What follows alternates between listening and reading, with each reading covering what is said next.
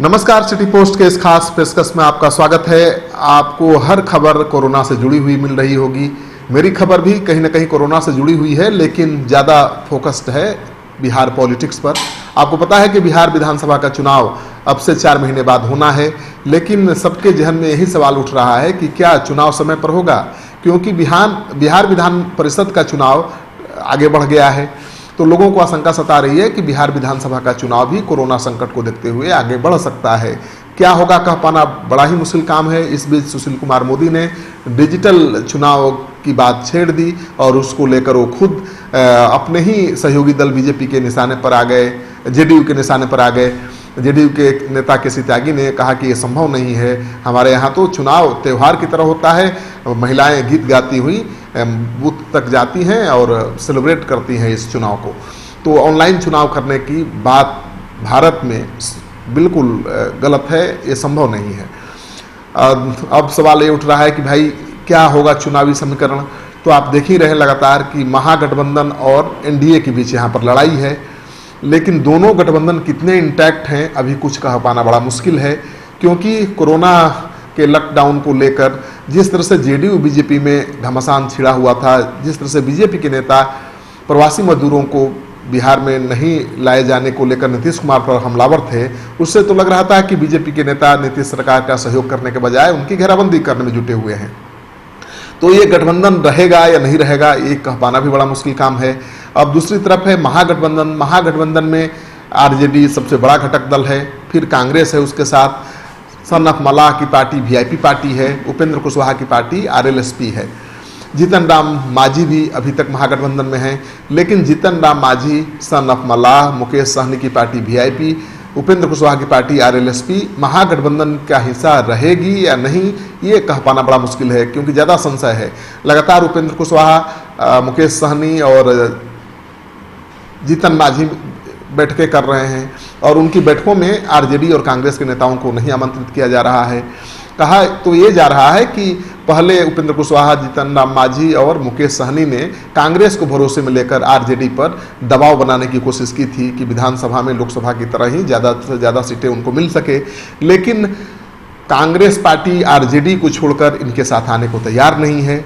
तो जाहिर है कि अब इन तीनों नेताओं की मुश्किल बढ़ गई है। ये लगातार बैठकें कर रहे हैं और अब सोनिया गांधी कल करेंगी वीडियो कॉन्फ्रेंसिंग और विपक्ष के नेताओं से बात करेंगी, लेकिन केवल जीतन राम मांझी को आमंत्रित किया गया है। मुकेश सहनी को तो पता ही नहीं है कि सोनिया गांधी बिहार के विपक्ष के नेताओं से वीडियो कॉन्फ्रेंसिंग करने वाली हैं कोरोना के संकट को लेकर। उपेंद्र कुशवाहा को भी कोई न्योता नहीं आया है। तो महागठबंधन में भी रार मची हुई है, इसका क्या स्वरूप होगा कह पाना बड़ा मुश्किल है। तो अब आपके जहन में सवाल उठ रहा होगा कि क्या होगा। तो सबसे बड़ा दल यहाँ पर बिहार में आरजेडी है, फिर बीजेपी है और जेडीयू है, और चौथे नंबर पर लोजपा है, रामविलास पासवान की पार्टी। यही 4 पार्टियां बिहार में तय करती हैं कि किसकी सरकार बनेगी। अभी बिहार में एनडीए की सरकार है, इसकी वजह है, ठोस वजह है, बीजेपी का 30% सॉलिड वोट बैंक है, उसके साथ नीतीश कुमार हैं जिनका 16% सॉलिड वोट बैंक है, और रामविलास पासवान भी 7% वोट के साथ बीजेपी गठबंधन को मजबूती दे देते हैं, एनडीए गठबंधन को मजबूती दे देते हैं। तो जब तक ये तीनों साथ रहेंगे इस गठबंधन को हराना बहुत कठिन काम है। लेकिन सवाल ये उठता है कि क्या विधानसभा चुनाव नीतीश कुमार और बीजेपी साथ लड़ेंगे, क्योंकि बीजेपी के राष्ट्रीय अध्यक्ष जेपी नड्डा ने वीडियो कॉन्फ्रेंसिंग के जरिए बिहार के तमाम नेताओं से बात की, चुनाव पर चर्चा की, और उन्होंने बीजेपी के तमाम नेताओं कार्यकर्ताओं को सभी सीटों पर चुनाव की तैयारी करने का निर्देश दिया है। सवाल ये उठता है कि बिहार में बीजेपी जेडीयू के बीच गठजोड़ है, उसमें एलजेपी भी शामिल है, फिर बीजेपी के राष्ट्रीय अध्यक्ष ने सभी सीटों पर तैयारी का निर्देश क्यों दिया।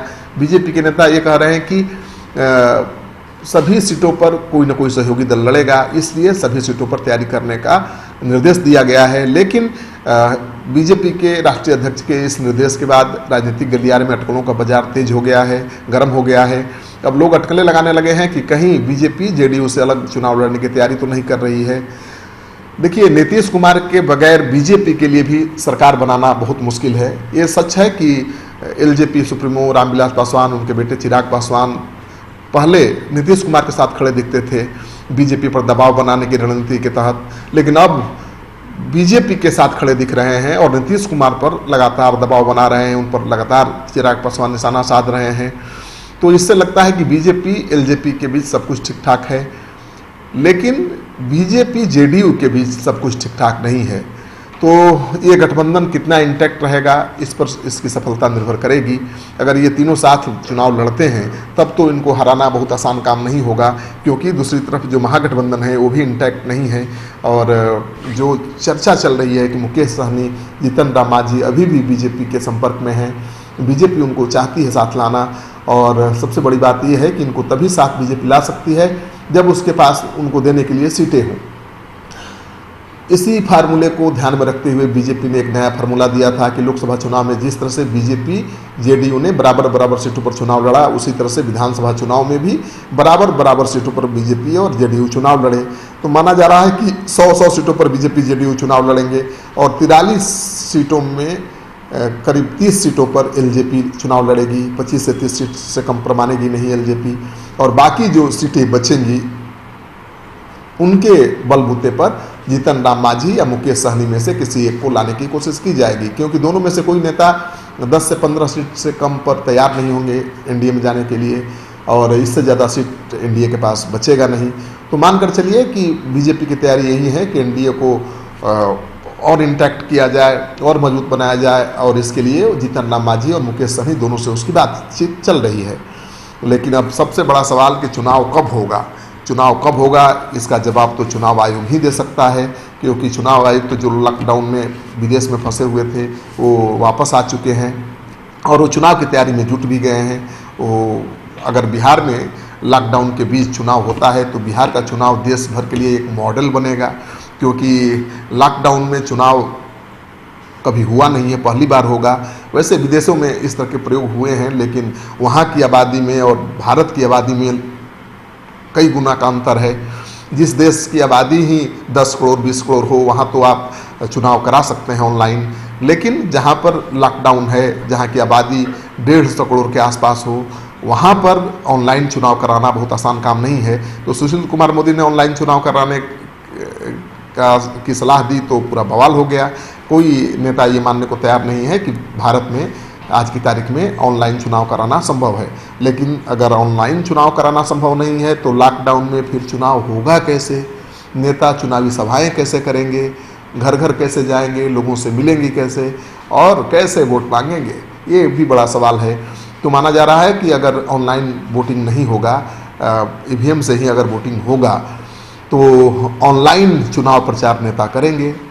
खबरिया चैनल, एनटीवी चैनलों और सोशल मीडिया और .com के जरिए वो जनता तक पहुंचने की कोशिश करेंगे, लेकिन सीधे जनता के साथ मिलना, उसके साथ मिलकर इंटरेक्ट करना और ऑनलाइन वीडियो और टेलीविज़न के जरिए उन तक पहुंचने में बहुत फ़र्क है।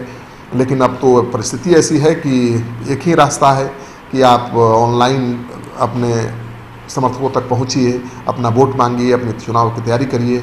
और इस तैयारी में सारी पार्टियां लगी हैं। तेजस्वी यादव भी जी जान से जुट गए हैं और कहा जा रहा है कि तेजस्वी यादव भी वीडियो कॉन्फ्रेंसिंग के जरिए पार्टी के तमाम नेताओं कार्यकर्ताओं से जुड़ने की तैयारी में जुटे हुए हैं। तो मानकर चलिए कि ऑनलाइन चुनाव प्रचार की तैयारी शुरू हो चुकी है, लेकिन ऑनलाइन वोटिंग होगी कि नहीं, इसको लेकर अभी भी संशय बना हुआ है।